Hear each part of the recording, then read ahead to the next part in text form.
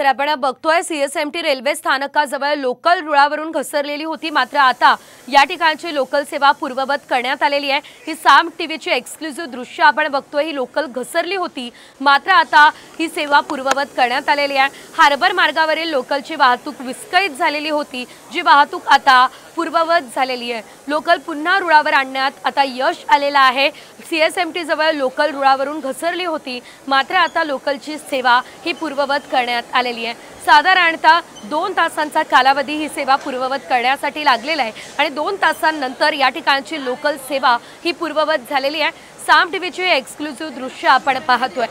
तरी तीच लोकल आहे जी लोकल या ठिकाणी सीएसएमटी स्थानकादरम्यान घसरली होती, मात्र आता घसरलेली लोकल पुन्हा एकदा सुरू झालेली आहे। त्यामुळे प्रवाशांनी देखील सुटकेचा श्वास सोडलेला आहे। साधारणतः 2 तासांचा कालावधी लोकल सेवा पूर्ववत करण्यासाठी लागलेला आहे आणि आता ही सेवा पूर्ववत झाली आहे। अधिकचे अपडेट घेऊयात आमच्या प्रतिनिधी रुपाली बडवे यांच्याकडून। रुपाली, आपण बघतोय साधारणतः 2 तासांचा कालावधी लागलेला आहे, मात्र आता ही लोकल पूर्ववत झालेली आहे। सविस्तर माहिती।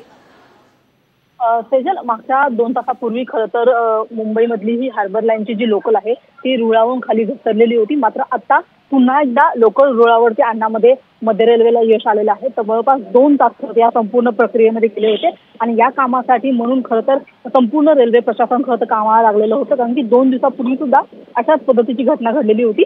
आता आपण पाहत आहोत की सद्यस्थितीला ही लोकल जरी रुळावर आली असली तरी सुद्धा पुन्हा एकदा ट्रॅकचं जे काम आहे त्याची पूर्ण देखरेख करणं असेल किंवा दुरुस्ती करणं असेल, या कामासाठी पुढच्या आणखी काही जो वेळ आहे तो लागू शकतो। त्याच्यामुळे ही लोकल पुन्हा एकदा लगेचच पूर्ववत होणार नाही, तर यासाठी काही कालावधी द्यावा लागणार आहे। जवळपास 1 तासाचा कालावधी पुढच्या निश्चितच रुपाली, धन्यवाद या सर्व अपडेट्ससाठी।